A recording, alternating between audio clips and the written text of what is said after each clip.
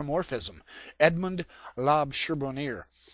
This particular essay is really, really very good because Charbonnier shows that the idea of a personal God, now this is the personal God who is embodied and is in space and time, is much more meaningful, is much more coherent based upon the principles of reality with which the ancient Hebraic Jews attributed to deity's interaction with ancient Israel.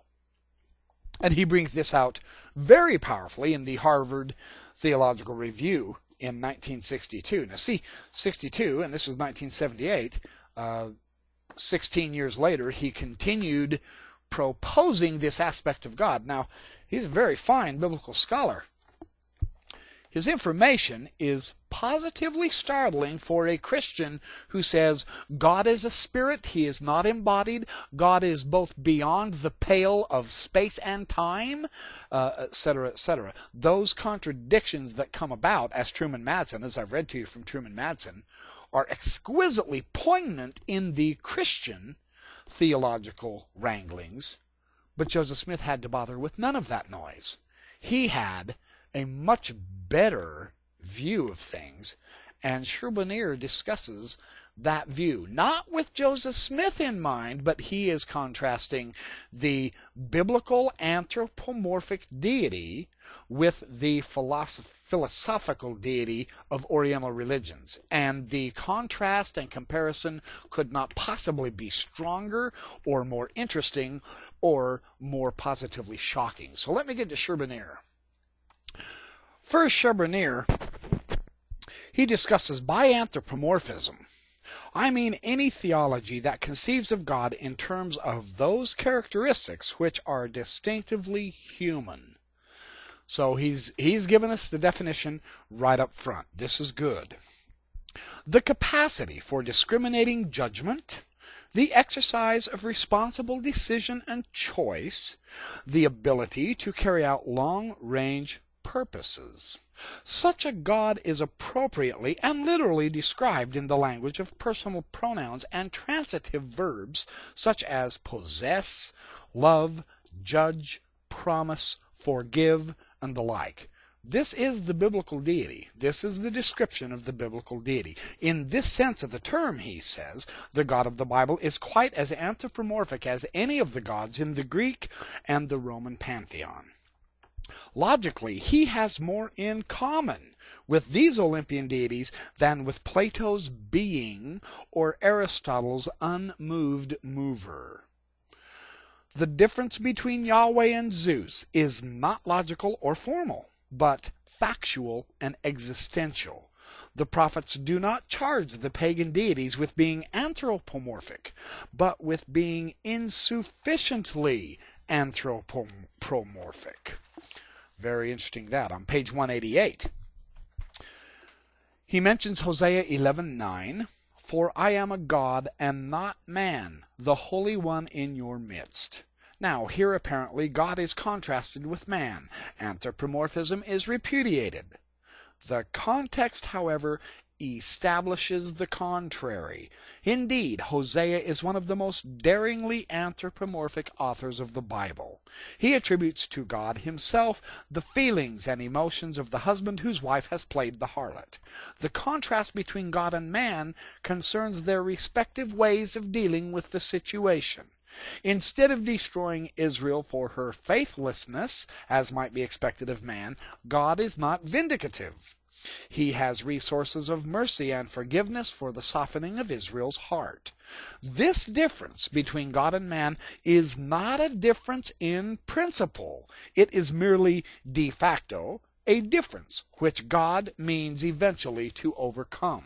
Now, see, if we as LDS are not allowed to be brought into the rubric of Christianity because of our doctrines of God are so supposedly unbiblical, and they're too anthropomorphic, and God is a spirit as opposed to flesh, which is a false dichotomy. It is not either a spirit or flesh. In LDS theology, spirit and flesh fuse together, yes. What about Sherboneer here? Here's a Christian scholar who is showing the logic of anthropomorphism. Very interesting how he brings this out. There is another further obstacle to a philosophical examination of the biblical God.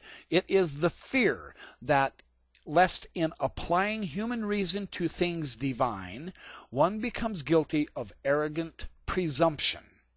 Despite the success of this argument in recent times, it commits an elementary error called the moralistic fallacy. That is, it tries to settle a properly intellectual question by recourse to moral censure. Like all illegitimate arguments, it boomerangs. And here's how it boomerangs. This is worth understanding. Though adopted in the name of humanity, it convicts the person who uses it of the arrogance he would avoid. When he says, "My position is morally superior," he is saying, in effect, "To disagree with me is morally wrong," a sentiment not commonly associated with humility, incidentally. A similar fate awaits anyone who tries to prove his virtue by subscribing to some particular doctrine. Did you get this? See, keep in mind, you Christians who adapt the Trinity and seek to exclude we Mormons from being Christians because you are supposed to be morally superior and more humble and accept the true doctrine. And you have the right Jesus and we have the wrong Jesus. He says your position is an incorrect position because it causes you to prove your virtue by subscribing to a particular doctrine, which has nothing to do with moral superiority or virtue at all. It has nothing to do with being a Christian. To be a Christian, you be a Christian in your living habits, not just what you accept as doctrine. This is what he's saying. On page 199, in what sense is God unlimited? Now, this is a great question. Etymologically, the word infinite means unlimited. So it's natural to suppose that no God worthy of the name could be limited. Now, see, this is another one of the arguments that is brought against we LDS on the internet a lot. Your God, he has a body, and therefore he's limited. But the proper God, the God who is omniscient and omnipresent, is unlimited. Listen to what Sherboneer has to say about this. A thing is limited the moment any characteristic is attributed to it. For example, if a house is red, it is limited to this one color. Similarly, any positive statement about God automatically restricts him. If he is great, he cannot be small. If he is personal, he cannot be impersonal. Is the biblical God then limited in the sense that he is subject to predication? The prophet would ask a different question of God altogether. He does not ask, can God be